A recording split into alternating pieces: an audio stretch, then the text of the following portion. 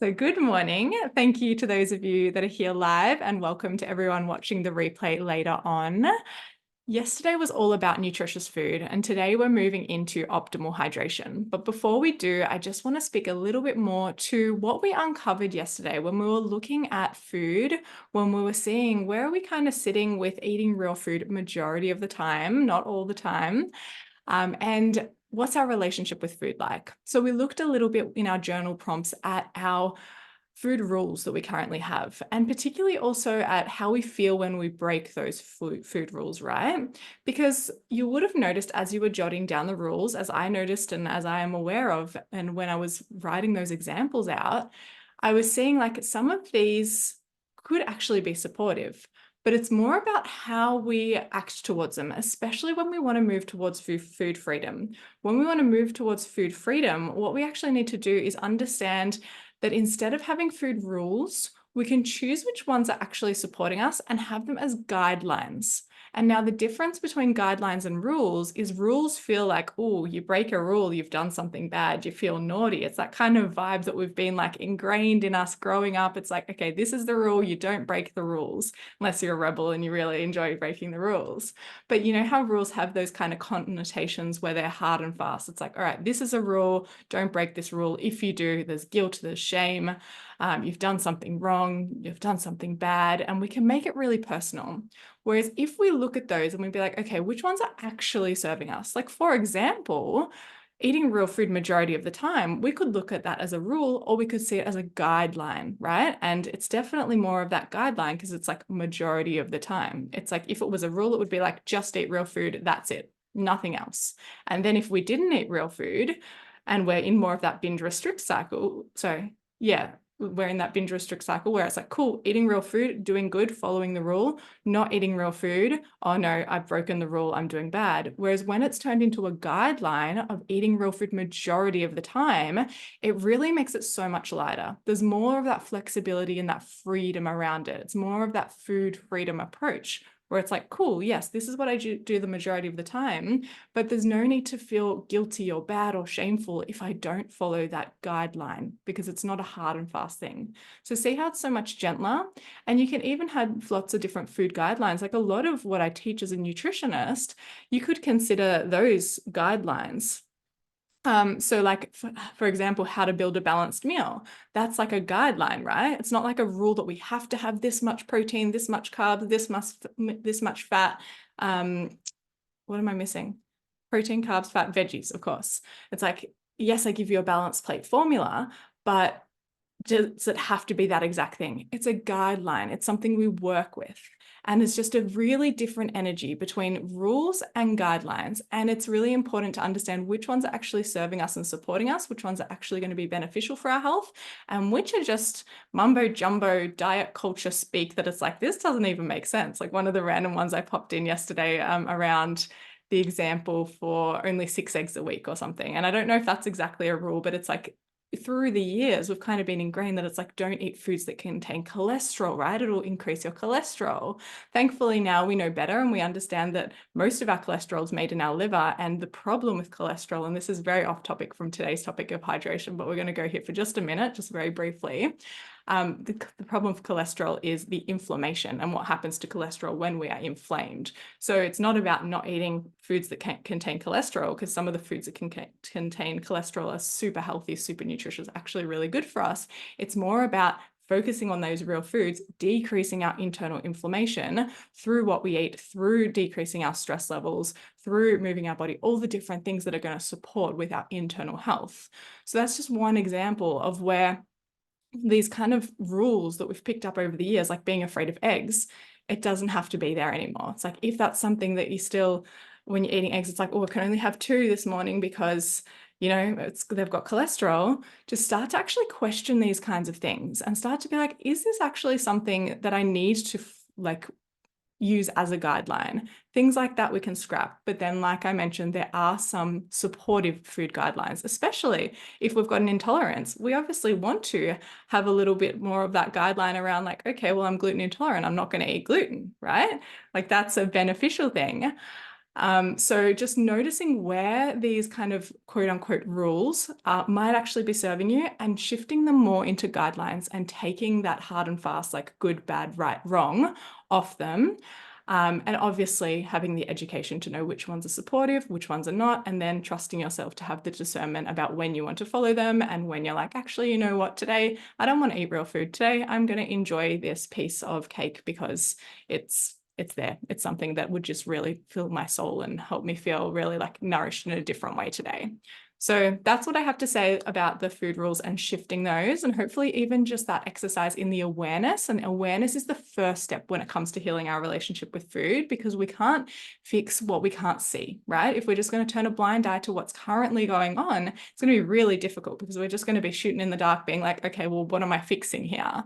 So building that awareness, knowing wherever you are on your food journey and your relationship with food journey is perfect. And the fact that you're all here, the fact that you're willing to learn and show up is incredible.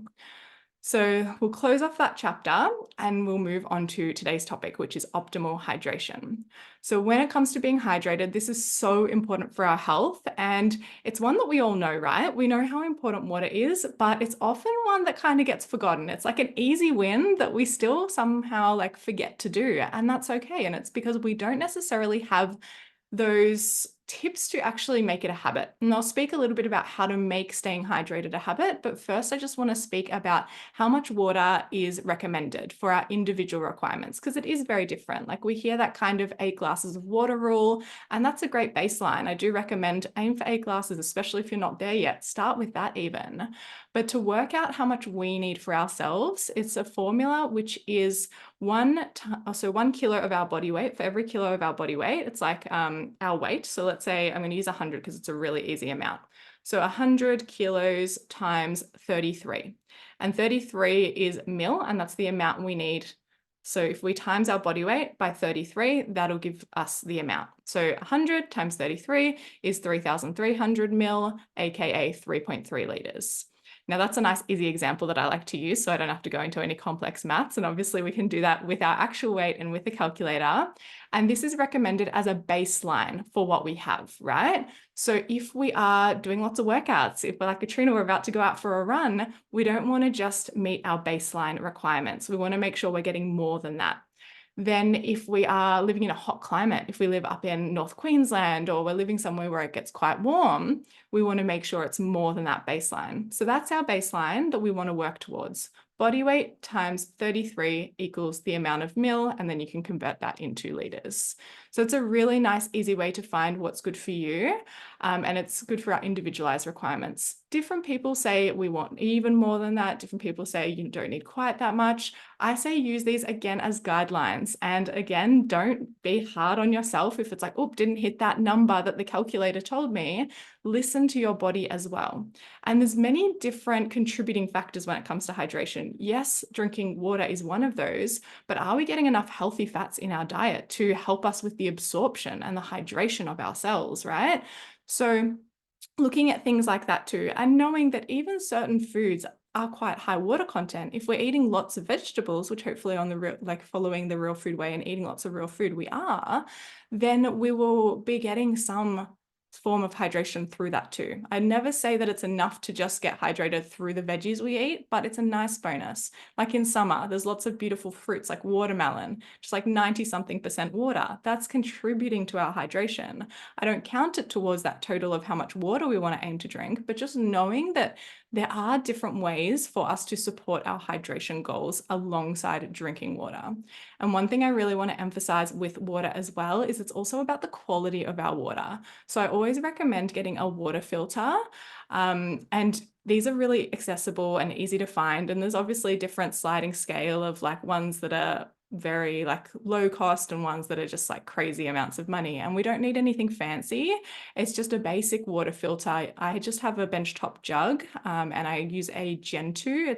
I believe that's the brand, Gen 2 or EcoBud. It's got both those in the name. And it's just a water top jug. It's glass, so that it's not plastic, but even if you are using a plastic jug, it's still a step forward because it's still being filtered. So I do recommend looking at water filters. Some people get them installed under their sink. That's amazing. That'll also depend your living situation. If you're renting or if you own the place, there's going to be different variables there. So you choose what works for you. But a benchtop jug, I've been using one for probably like 7-8 years, and I don't find it annoying. Like, I thought I would find it annoying, and I was like, yeah, can't wait to get something installed under the sink. But it just becomes a habit, right? And one of the beautiful things about that benchtop jug is it actually can serve in the habit building. And this goes for even if you're just using normal water out of a tap or you've got a filter tap, just making something in your sight that reminds you to drink. So for example, I've got my water jug there, and yes, it's kind of become part of the furniture because I'm so used to seeing it. But when I was building that habit, it was a new thing in that environment. So I saw the water jug and I was like, okay, this is acting as a trigger to start me on that habit. So when it comes to habit creation, we want to have some form of cue or trigger, whatever we want to call it, that we see something or we think of something or an alarm goes off or it's a certain time of day, and that can act as a trigger to get us to initiate that behavior. So when I see that water jug on my bench in the morning, when I walk out from my bedroom after brushing my teeth, I've woken up, brushed my teeth, I've walked out, I see my water jug on the bench, and I'm like, perfect, it's my water time. And that's become a habit for me because I do that every morning. But when we want to start initiating that, we can put things there that we can see. So even having a glass of water somewhere where you walk out and you see this glass in a spot that it's not normally there, and you're like, okay, perfect, I have to drink. So if this is something you want to start to adopt, and I highly recommend rehydrating after you wake up, and this is one of like my little hacks for helping us move towards our hydration goal, is when you wake up, make sure one of the first things you do, I always recommend brushing your teeth first, so you're getting rid of any waste that your body has like collected in your mouth overnight. And I'm a big fan of tongue scraping as well.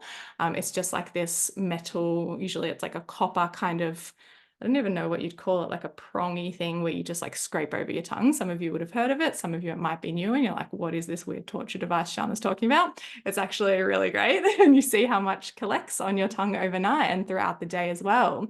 So brushing your teeth and then heading into the kitchen and seeing a glass or seeing a water jug and putting it somewhere where you'll notice it. Because like I mentioned, when things are always in one spot, it can become part of the furniture and we stop seeing it because our mind is like, cool, it's there. We've got so many other stimulus and so many things on our mind that the more we can make it easier for ourselves and put it somewhere different where it's going to be obvious and we're really going to notice it, the easier it's going to be for us to be like, oh yeah, that glass is there. Why did I put there last night before I went to bed? Right, I wanted to remind myself to drink this morning. And there's your first glass of water for the day, or your first 2 glasses of water for a day. You might already get 500 mils in first thing within 10 minutes of waking. How amazing. You've just moved towards your goal in a massive way, right? So little things like that really support. And then doing things like carrying a drink bottle with you everywhere or having a glass with you where you're working. This morning, I've got a glass of water and I've got a big cup of tea. I love having what I call a little hydration station next to me so that I've always got something there. And then when I'm working, I just kind of like, without even thinking, sometimes I might be in flow and I'll just be sipping at my water. So having it there, you're so much more likely to actually drink it rather than if I have to get up and go get a glass of water and I'm in a flow or I'm like working through a to-do list or I'm like, just one more task. Before I know it, it's been hours and I'm like, I haven't gone and got any more water. So make it easy for yourself, make it accessible. These are some of the keys to habit creation. And the more we can utilize it in all the areas we'll be talking about over the 10 days, and I'm sure I'll speckle in more of these tips. And today it's specific to water, but use this with things like your movement, which we'll be talking about exercise tomorrow, like with food and the foods you see when you first open your pantry or open your fridge, right? Make the things that you want to initiate the behavior for really obvious so they're there, you can see it. This is why I love having my meal plan on my fridge. So every time I walk into the kitchen, I see my magnetic meal planner and I'm like, cool, I know what I'm eating this week. And it's just so much easier. It's like, it's that prompt, it's that reminder. It's why people say to keep your activewear next to your bed if you want to work out first thing in the morning, or keep your runners near the front door if you want to encourage yourself to go out. It's making it more obvious. It's making it easier for yourself because it's one less step. If we want want to create a habit, we can really look at how can we make it easier, because as humans, we love what's easy, we love what's convenient, and we can be quite innately lazy. And that doesn't mean there's anything wrong with us. It just means why not work with that instead of berating ourselves for that, right? It's like, cool, I know I want to go and do something that's of least effort or convenience. So how can I make the things I want to do the most convenient possible? So that's a little bit about how to make that hydration a habit. I've mentioned the water filter. I've mentioned how much to eat. I've mentioned the importance of healthy fats when it comes to helping with that absorption of the water and hydrating it on a cellular level. Electrolytes is another thing I want to talk about. And when I say electrolytes, I'm not saying like sports drinks or certain electrolyte powders that are full of things that make them crazy colors and super sweet and crazy flavors. I'm talking like even things like putting a good quality salt in your water. And I know salt has been kind of like another one of those things that's been demonized and we're afraid of because, oh, what about our blood pressure? However, it's all about the type of salt. And again, I can go on a whole rant when it comes to salt. But when it comes to salt, I do recommend on both your food and if you're adding it to your water, using a good quality salt, like a Celtic sea salt, a normal sea salt, or a Himalayan rock salt. So table salt, we can move on from that one. If you're currently using table salt, you're welcome to finish it. I would even recommend going and getting just a new salt to begin with. It's got to do with the minerals in the salts and the way they're taken up by the cells. And when it comes to the less refined salts, they're much better for you. And they also have trace minerals in them, which is why they can act as a bit of an electrolyte. So we don't want to rely on salt to get all our minerals from it, but it can help with very small amounts, and therefore it can help with the absorption of the water. So in the morning, in my first glass or first 2 glasses or so of water, depending on how many I'm having that morning, some days it's 1, some days it's 2. This is where we get to like use our own discernment and see what feels like we need, or like what we feel like we need. We never have to like force ourselves to drink crazy amounts or anything like that. Very much a fan of listening to our bodies. But in my first glass or 2 of water in the morning, I will put a little bit of good quality salt in there. And just a pinch. It doesn't have to be a crazy amount. You obviously don't want to make it so salty that it's like, wow, I'm drinking the ocean. It's just a little pinch of water in there. Oh, sorry, pinch of salt in the water.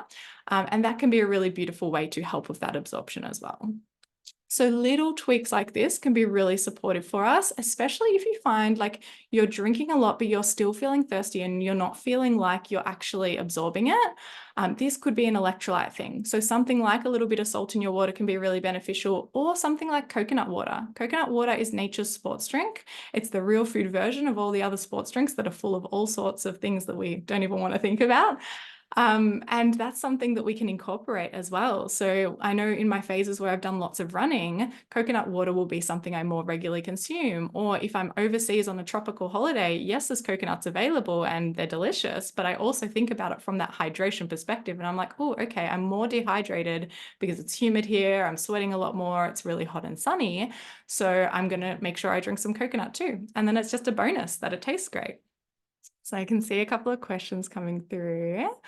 Is there such thing as too much water? For me, it's going to be a lot of water. Yeah, so this is where listening to your body is also important, and where I would recommend the things like the electrolytes, Narelle. So if you're feeling like it's a lot of water, you don't have to force yourself to drink it. Like I said, remember, these are guidelines. It's not like, Narelle, you've got to get this much. Make sure you do, or you've done something wrong.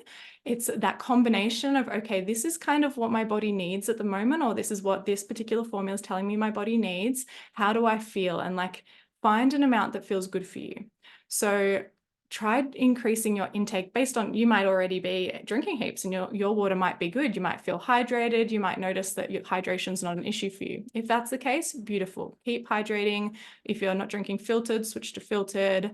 If you're never adding any like salt or never having any coconut water, maybe add those in if it feels aligned. So look at other little ways to kind of tweak it, but always come back to listening to your body. Like I would say, let's say the amount we have to drink, I'm just going to use 2 liters as a random number. Let's say I've got to drink 2 liters and there's a particular day where I'm like, you know what, it's just really not going down well. So I might just like optimize it, put a little bit of salt in it, drink a bit, and I'm like, I'm not thirsty. So listening to your thirst cues. And yes, when we're thirsty, it means we've been dehydrated for a while, but just really becoming more attuned to your body. And this is part of this holistic health picture as well, I talk a lot about really becoming aware of what our body needs and listening to our body. So building this body awareness, and this is part of the food freedom journey, it's part of all of it, is building that body awareness, because our body is so intelligent. Like there will be times where like, I just really feel like my body's asking me to eat or drink some lemon water. And it might be because we're actually just about to get sick and our body's like, all right, let's get some of the beautiful benefits of that lemon and the vitamin C and those kinds of things. Our body is very intelligent. And when we start to actually slow down and start to listen to it and trust it, it really tells us a lot. So same goes with water.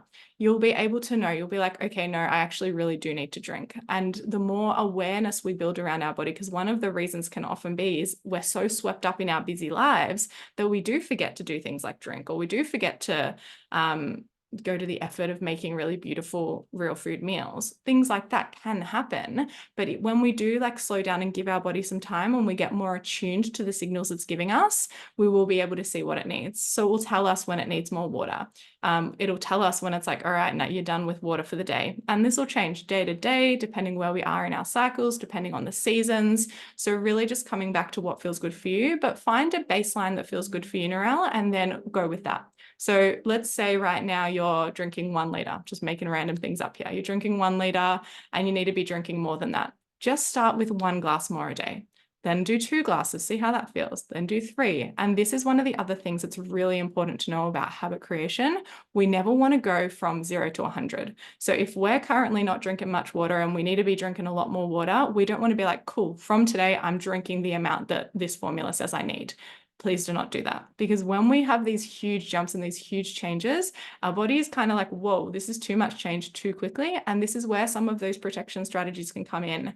And this is where we lose the motivation, or we start procrastinating, or there's other ways that our mind is like, that feels unsafe because it's such big change. That's too much. And this is why so many amazing habit thought leaders, like if you've read Atomic Habits by James Clear or Tiny Habits by, I can't remember the author, but there's many people who teach about habits who say, always break it down, always make it little, because that's how we make change. And this is any area of our life. Yes, water is one of them, but even if it's like fitness related, career related, anything related, we don't want to be making these massive jumps because it can just send us catapulting back into where we started. This is why I don't recommend dieting and doing those like fad kind of diet things, because we end up being like, yes, I'm clean eating, quote unquote, or I'm dieting from Monday.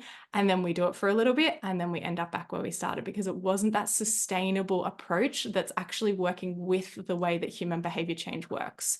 So make the changes small. So wherever you are today, whoever's listening, make sure you're just little bit by little bit increasing that water until you do get to that healthy spot, until you do get to that spot where you're like, yes, I'm actually noticing that I feel more energized, because water does so many things. And I'll mention this really briefly because it helps us have that motivation to want to do it right. And when it comes to motivation, we actually create motivation. And I have a few little hacks of how we can create motivation, but I never say like, don't rely on motivation, because it's very elusive based. So if we can create it from within, one of the ways is to understand why things are so beneficial and important for us, because then we can use that as fuel to be like, oh, okay, if I drink more water and I drink how much my body is asking me to drink, then I'm actually going to have more energy. My focus is going to be better. I'm going to have better mental clarity. I'm going to be able to think better. Therefore, I'm going to be more productive. Therefore, I'm just going to feel better going about my day, like when I have all this extra energy. So when we understand that, we're like, okay, that's good motivation. We've just created some motivation for ourselves. Whereas if someone's just like, cool, drink enough water because it's good for you, it's a little bit less enticing. It's like, yeah, there's a lot of stuff that's good for me, right? But so they're just a few things that water supports with energy production. So if you're fatigued or you're feeling tired, water is one of the best things we can do for ourselves. Water is needed for the Krebs cycle, which is our energy production cycle. It's needed for so many different biochemical pathways within our body, because we are made up of a huge amount of water, 60 to 70% water. So we want to be refreshing that. We want to be replenishing that. And it's going to help with so many other things, even things like temperature regulation. So really just knowing why it's so beneficial and working on that and just moving towards that. Beautiful. So yeah, so Narelle, I wouldn't recommend drinking that much water. I feel like that's excessive. Yeah, so like I mentioned, just find that sweet spot. Maybe for you it's about 3, 4 liters. I Um, mean, I'm doing 4 now, so I beautiful. use Yeah. these bottles and they're Yeah. perfect. So I have 4 of them, and that's Yeah, I think yeah, then you're nailing hydration. yeah, Absolutely. Yeah. perfect. And some people do drink more. Like my partner, he drinks some days it'll be like 6 liters, and I'm like, whoa, like it's a lot of water. And there's that whole like debate around like you can drown yourself by drinking too much. And this is more if you're drinking it in a very short period of time. Like I've heard before, I remember watching some like little clip or documentary thing about some college students that part of their hazing or whatever they call it over in America, they made people scull those big blue things of water, and then they ended up drowning because it was just so much water all at once. So, but this is again where it's so important to listen to our body, because our body will tell us. Our body doesn't want to scull that much water that quickly, and it will tell us when we need more water throughout the day. So love that you're nailing that 4 liters. That's an amazing amount. And yeah, if you feel aligned to maybe add some salt to some of that, or bring in some coconut water here and there if it feels suitable. Like coconut water can be a good one for when we're exercising lots and things, but again, it's not essential. So yeah, I think that's everything I want to say about hydration. So what are your suggestions as drinking water with meals? Yes, love this question, Melanie. So I recommend sipping water with meals, not having full drinks. And I know it's common for us to kind of think of like mealtime is also when we drink, but what it can do is it can dilute our digestive enzymes. So our digestion starts in our mouth with our salivary amylase, which coats the food as we chew it, which is why it's so important to chew our food and help that digestion process from the moment it enters our body. So when we drink a lot of water at mealtime, it can kind of like dilute those enzymes, but it can also, if we're drinking cold water, it can also have a negative impact on our digestive fire.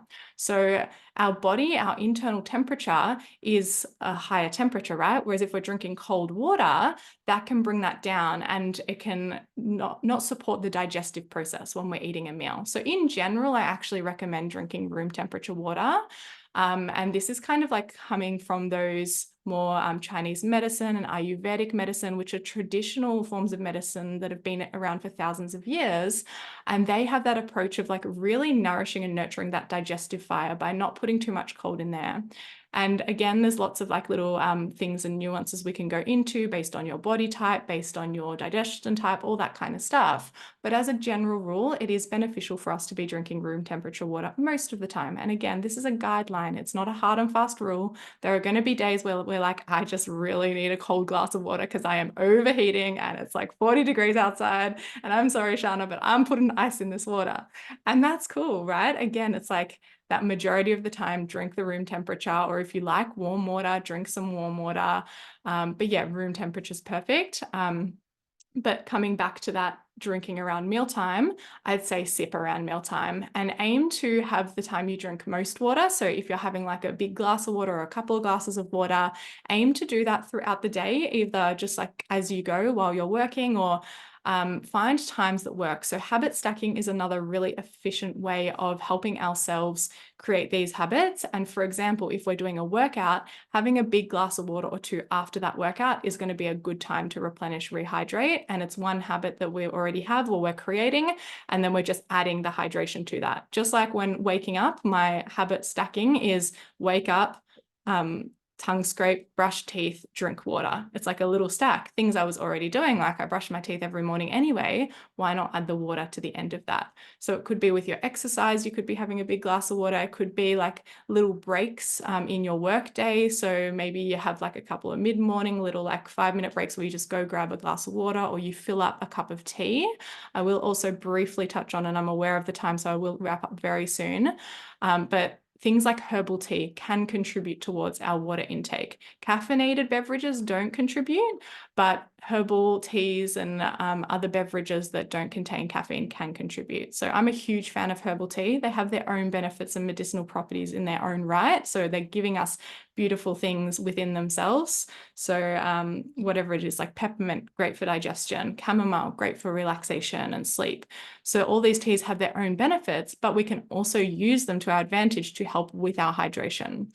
Again, I don't recommend relying solely on those things for our hydration, but they can top it up, right? So I'm a huge fan of tea, especially in winter. I love drinking tea and I find it a bit harder to drink water in winter. So I just capitalize on that. And I'm like, cool, I'm just going to accept the fact that I drink a lot more tea and I'll still have a good amount of water, but I might not be having all my water from the plain filtered water. So utilizing little things like that to your advantage as well. Beautiful. Well, thank you so much to those of you that have been here. Thanks for the questions, really great questions. And thank you to everyone tuning in later, watching the replay. Today's action step is to put this into practice. And if you're already nailing your water habit, awesome, keep doing what you're doing. If you need to increase by 1 glass, increase by 1 cup, and just work your way to that goal. So figure out how much you need based on your body currently, and then figure out where you're currently at. Just like you might know how much you're drinking, you might not know. That could even be your action task for today, seeing where you're currently at, and actually just assessing how much water you're drinking. And when we're mindful of things, we often do more of the thing we want to do anyway. So this goes for someone mentioned in one of their comments around when they are writing like a diet diary, they're more mindful about what they're eating because we're actually thinking about it. So today, even by just thinking about our water intake and being really intentional with our water intake, you're probably going to end up drinking more by default. So adding in a glass if you need to, work out how much you need. And this is our easy, simple action step for today. It can even be done after this call. Like those of you that are watching live, you might go have a glass of water now. Tick, done. You've done your action step. How simple is that? And celebrate yourself for doing it. Even these simple action steps, every time we keep our word to ourselves, it actually builds confidence within ourselves. It builds trust within ourselves because we're doing and we're following through with the things that we say that we're going to do. And this is where one of the problems lies with trying to go that all or nothing approach, because it's like, cool, I'm going to do 10 things all at once and I'm going to focus on 10 different habits all at once. And then there's no way we can keep up with that massive change in one day or over a course of a week or 2 weeks. And then we start to beat ourselves up and be like, I just can never stick to anything. It's because we're setting ourselves up for failure. And it's okay because we didn't know, but now we know how to work with behavior change. We know how to work with ourselves, and we can celebrate ourselves for every little win because they all add up massively. So enjoy drinking your water today, and I look forward to seeing you tomorrow for our day on movement. And in terms of the action step and homework, I'll pop that in the Facebook group, whether you want to send a little photo of like a little selfie of you drinking your water, or just a photo of your hydration station, or you've just said, yep, just drank my water. Amazing. That is you done, and we will celebrate you for that. So thanks to those of you that have been here. Thank you for those who are watching the replay. I'll see you all tomorrow morning. Have a beautiful day. Thanks, Shanna. Thanks. Bye.